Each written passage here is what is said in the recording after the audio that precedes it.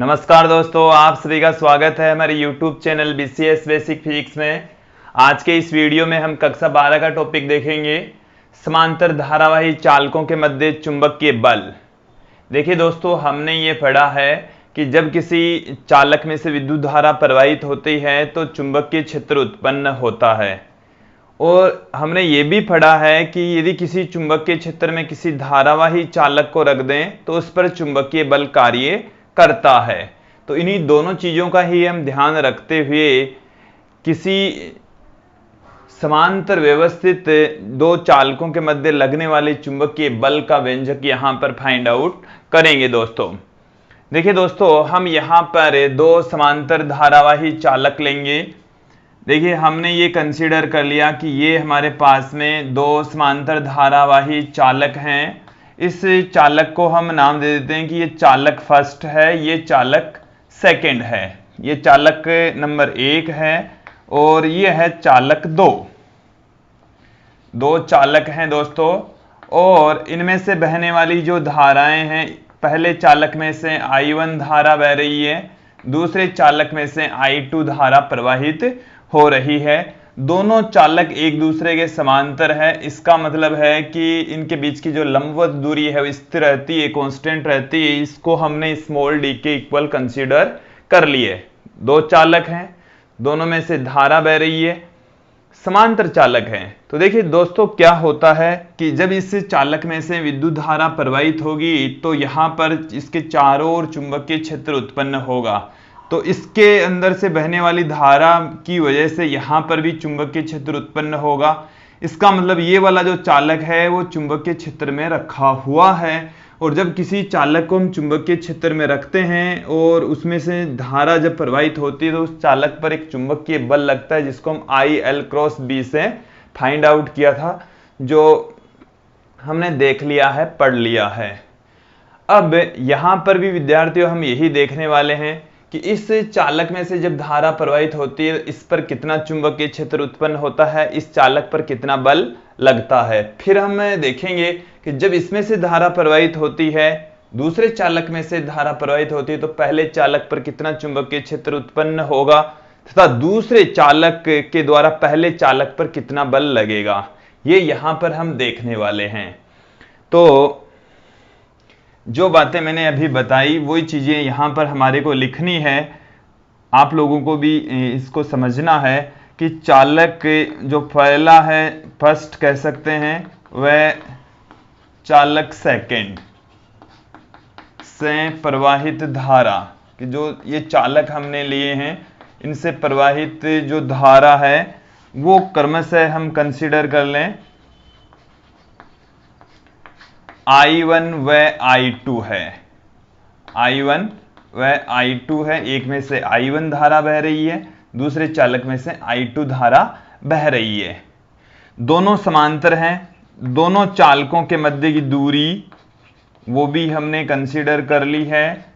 चालकों के मध्य की दूरी वो हमने आप लोगों को बता दी, स्मॉल d के इक्वल है। यहां पर हम दोनों चालकों की जो लंबाई है वो भी कंसीडर कर लेते हैं। दोनों चालक एक ही लंबाई L के हैं, इसकी लंबाई L है, इसकी लंबाई भी L ही है। तो दोनों चालकों की जो लंबाई है, चालकों की लंबाई स्मॉल l के इक्वल हमने यहां पर कंसीडर कर ली है दोस्तों। अब चालक फर्स्ट के कारण से, जो पहला चालक है उसमें से जब धारा बहती है तो उसके कारण से दूसरे चालक पर कितना चुंबकीय क्षेत्र उत्पन्न होता है, और वही चुंबकीय क्षेत्र दूसरे चालक पर बल लगाने का कार्य करेगा।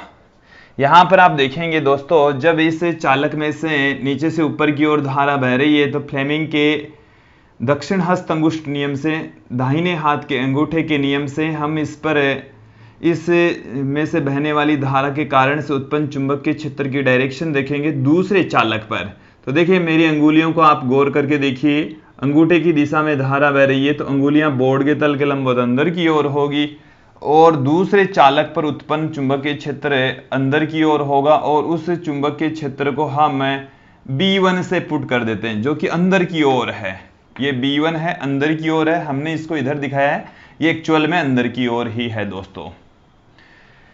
ये क्रॉस का साइन हमने यहां पर दिखा दिया है। अब इस B1 की वैल्यू कितनी होगी वो हमने पहले पढ़ ली है, वैसे हम आपको फिर से याद दिलाते हैं।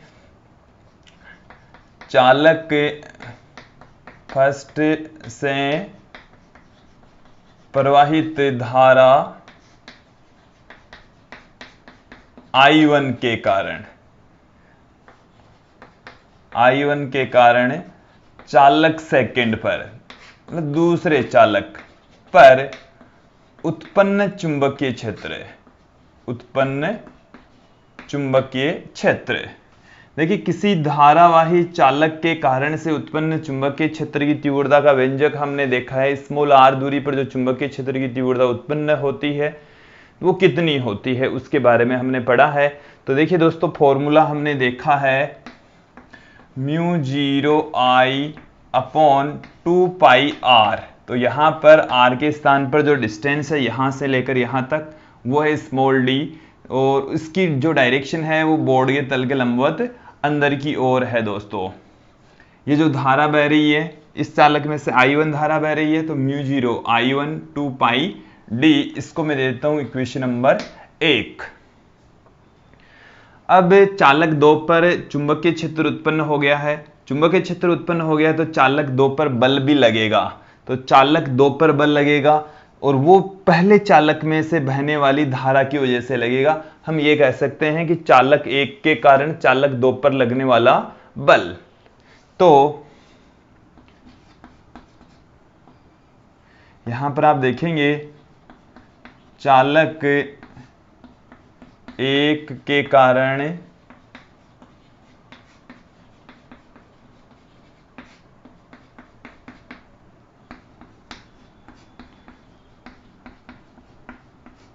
लगने वाला बल, तो लगने वाला जो बल है दोस्तों उसको मैं लिख रहा हूं F21 से।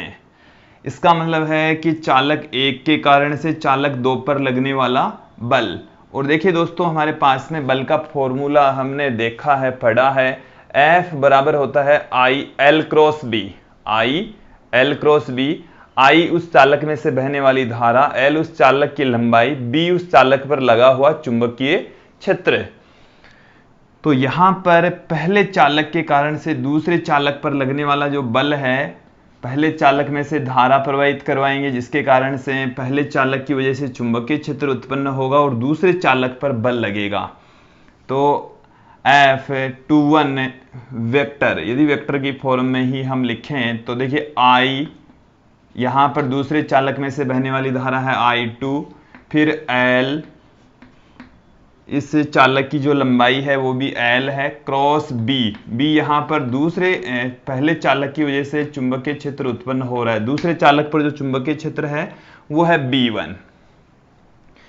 तो देखिए दोस्तों, मैं इसको इस तरीके से पुट कर दूं, F21 बराबर I2, ये जो क्रॉस है वो यहां से हटा रहा हूं दोस्तों, तो L B1। अब यहां पर L और B के बीच का एंगल, तो L तो बोर्ड के तल में है ये चालक, और चुंबकीय क्षेत्र बोर्ड के तल के ठीक लंबवत अंदर की ओर है। तो दोनों के बीच का जो एंगल है ये इस तरीके से है, चौक की डायरेक्शन में अंदर की ओर चुंबकीय क्षेत्र, इस डस्टर की डायरेक्शन में ये हमारे पास में चालक है। तो ये इस तरीके से है दोस्तों, एक दूसरे के लंबवत हैं। तो जब एक दूसरे के लंबवत होंगे तो यहां पर आ जाएगा साइन 90, क्रॉस को हटाएंगे, साइन थीटा लगाएंगे, और साइन थीटा की जो यहां पर वैल्यू है दोस्तों वो है 90 डिग्री। साइन 90 की जो वैल्यू होती है वो 1 हो जाएगी। B1 का मान यहां पर हम रख देंगे। समीकरण 1 को उपरोक्त समीकरण में रखने पर, उपरोक्त समीकरण में रखने पर, तो उपरोक्त समीकरण के अंदर जब इसको पुट करेंगे तो F21 वेक्टर, I2 पढ़ाई है, L भी पढ़ाई है। अब B1 की जो वैल्यू है वो है μ0I1/2πd दोस्तों। साइन 90 की वैल्यू हो गई है 1। तो हमारे पास में आ गया है पहले चालक के कारण दूसरे चालक पर लगने वाला बल। तो मैं यहां पर फॉर्मूला पुट कर रहा हूं, पहले चालक के कारण चालक 2 पर, जो सेकंड चालक है, पर लगने वाला बल दोस्तों, उस बल को हम पुट कर रहे हैं F21 से, और उसकी वैल्यू हमारे पास में आ गई है। मैं इसको लिखूंगा म्यू जीरो पहले लिख लिया हमने, I1 I2 L भी पड़ा है, 2 पाई स्मॉल d। ये हमारे पास में फॉर्मूला आ गया है दोस्तों। इसको मैं नाम दे देता हूं इक्वेशन नंबर 2। ये हमारे पास में आ गया है किसी समांतर धारावाही चालकों में से किसी एक चालक पर लगने वाला बल, और यह है दूसरे चालक पर लगने वाला बल। ठीक उसी प्रकार से ही हम अब पहले चालक पर लगने वाले बल का व्यंजक यहां पर देखेंगे। तो दोस्तों, पहले तो आप लोगों को यह समझना है कि जब इस चालक में से विद्युत धारा प्रवाहित होगी, चालक सेकंड में से विद्युत धारा प्रवाहित होगी, तो इस चालक फर्स्ट के ऊपर चुंबकीय क्षेत्र उत्पन्न होगा। अब उस चुंबकीय क्षेत्र को दूसरे चालक के कारण से उत्पन्न हो रहा है, उसको हम नाम देंगे B2। उसकी डायरेक्शन क्या होगी? डायरेक्शन फाइंड आउट करने के लिए अंगूठे की दिशा में, धारा की दिशा है अंगूठे की दिशा में, तो मुड़ी हुई जो अंगुलियां है वो है बोर्ड के तल के लंबवत बाहर की ओर, और इस चालक के ऊपर जो चुंबकीय क्षेत्र उत्पन्न होगा वो बाहर की ओर होगा, और उसको हम एक डॉट लगाकर इस तरीके से रिप्रेजेंट कर देंगे। क्रॉस का साइन तो बोर्ड के तल के लंबवत अंदर की ओर, कागज के तल के लंबवत अंदर की ओर, और ये डॉट लगाकर ये बाहर दिखा रहे हैं हम चुंबकीय क्षेत्र B2 को। हम F21 की डायरेक्शन की भी थोड़ी देर में बात करेंगे। पहले मैं आप लोगों को बता रहा हूं कि चालक के सेकंड में धारा प्रवाहित होती है तो उत्पन्न चुंबकीय क्षेत्र का मान क्या होगा? चालक सेकंड में प्रवाहित धारा के कारण चालक फर्स्ट पर, पहले चालक पर उत्पन्न चुंबकीय क्षेत्र।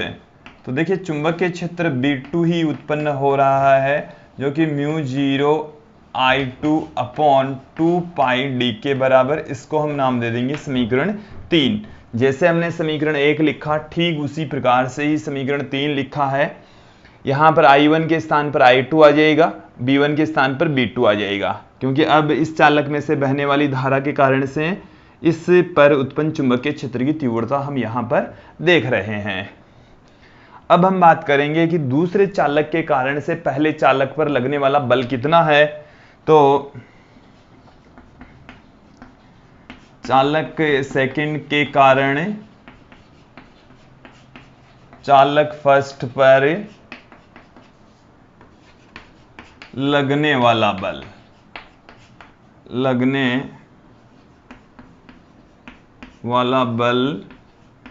उस बल को हम देखिए दूसरे के कारण से पहले पर लग रहा है, उसको हम लिख रहे हैं F12 वेक्टर से, जो कि क्या होगा दोस्तों? पहले चालक में से बहने वाली धारा I1 इंटू उसकी लंबाई क्रॉस वहां पर चुंबकीय क्षेत्र की तीव्रता, जो कि B2 के इक्वल है। और दोस्तों, यहां से हम इसको क्या पुट कर सकते हैं, ध्यान देना आप, F21 इक्वल टू हम पुट कर सकते हैं I1 L B2 साइन 90। यहां पर भी चुंबकीय क्षेत्र तथा जो चालक है उसकी लंबाई के बीच का जो एंगल है, यहां पर चालक है वो तो बोर्ड के तल के अंदर है, और जबकि चुंबकीय क्षेत्र बोर्ड के तल के लंबवत बाहर की ओर है। B2 और L के बीच का जो एंगल है वो 90 डिग्री है। तो यहां से I1 L B2 साइन 90 आ जाएगा, और साइन 90 की जो वैल्यू होती है वो होती है 1। तो I1 L B2 का जो मान है वो समीकरण 3 से मैं यहां पुट कर रहा हूं दोस्तों। तो यहां पर म्यू जीरो I2 अपॉन 2 पाई d आ गया।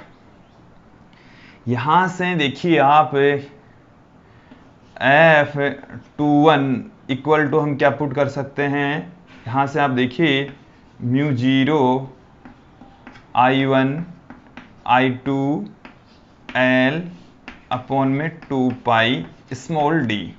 ये आ गया हमारे पास में दोस्तों, ये हमारे पास में आया है F12, यहां पर ये 12 है, F12 आ गया है दोस्तों। तो ये हमारे पास में आ गया है दूसरे चालक के द्वारा पहले चालक पर लगने वाला बल का फॉर्मूला, बल का सूत्र।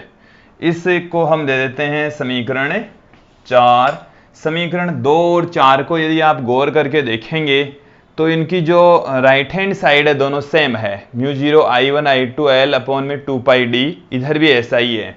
इसका मतलब ये हुआ कि पहले चालक के द्वारा दूसरे पर और दूसरे चालक के द्वारा पहले पर लगाए जाने वाले जो बल हैं उनका परिमाण समान होता है। दोस्तों अब हम बात करेंगे कि ये जो धारावाही चालक है उन पर लगने वाले बल की जो वैल्यू हमारे पास में आई है F21 या F12 बराबर आई है, इक्वल आई है, बट इनकी डायरेक्शन क्या होगी। यहां से आप देखेंगे हमने फ्लेमिंग का बाएं हाथ का नियम पढ़ा है। बाएं हाथ का नियम ये कहता है इधर B इधर I तो इधर F होगा, B में इस चुंबकीय क्षेत्र धारा तो ये होगा फोर्स FBI। अब देखिए यहां पर इस चालक के लिए F किधर होगा, I की डायरेक्शन है ऊपर की ओर, B बाहर की ओर, तो अंगूठा इधर। तो पहले चालक के ऊपर लगने वाला जो बल है F12 वेक्टर, उसकी डायरेक्शन होगी दूसरे चालक की ओर। ये आप एक बार फिर से समझ लीजिए, फ्लेमिंग के बाएं हाथ के नियम की सहायता से मैंने F12 की डायरेक्शन देखी है यहां पर। अब हम F21 की डायरेक्शन की बात करें तो इस चालक पर जो चुंबकीय क्षेत्र है वो अंदर की ओर, इस अंगुली की ओर चुंबकीय क्षेत्र रखना है, तो ये अंगुली मैंने चुंबकीय क्षेत्र की दिशा में रखी है तो वो अंदर की ओर, ये चालक में से बहने वाली धारा की दिशा में, तो अंगूठा इधर की ओर है, और इस पर लगने वाला जो बल है F21 वेक्टर इस तरफ है। तो यहां पर ये स्पष्ट हो रहा है कि पहले चालक के द्वारा दूसरे पर, दूसरे के चालक के द्वारा पहले पर लगने वाले बलों का परिमाण समान तथा डायरेक्शन एक दूसरे के अपोजिट होती है। देखिए दोस्तों, यदि धारा एक ही दिशा में बहती है तो दोनों चालकों के मध्य आकर्षण बल काम करता है, दोनों एक दूसरे को अपनी ओर खींचते हैं।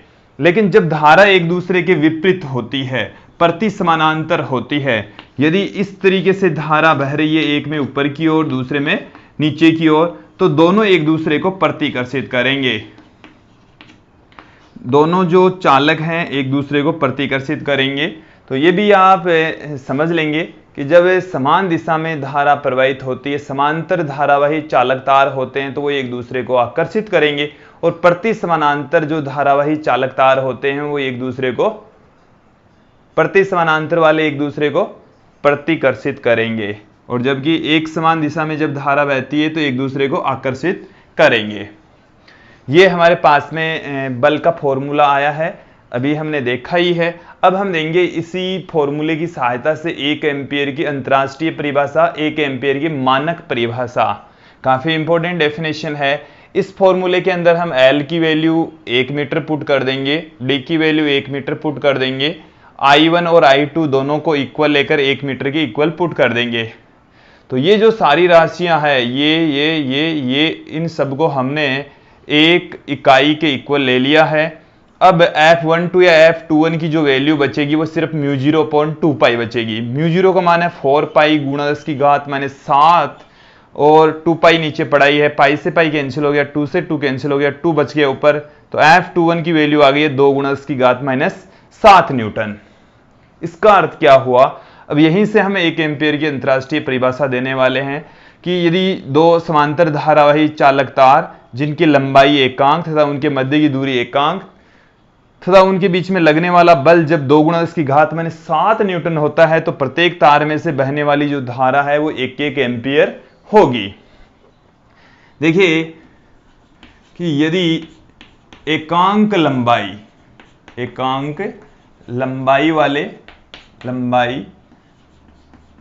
वाले समांतर धारावाही चालक तार, समांतर धारावाही चालकतार एकांक दूरी पर स्थित हो तथा उनके मध्य लगने वाला बल, उनके मध्य लगने वाला जो बल है वो यदि 2 × 10⁻⁷ न्यूटन है तो प्रत्येक तार से या प्रत्येक चालक से प्रवाहित धारा 1 एम्पीयर होगी।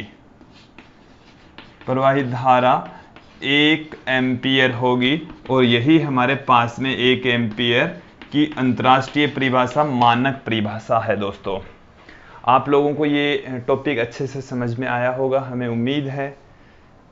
धन्यवाद दोस्तों।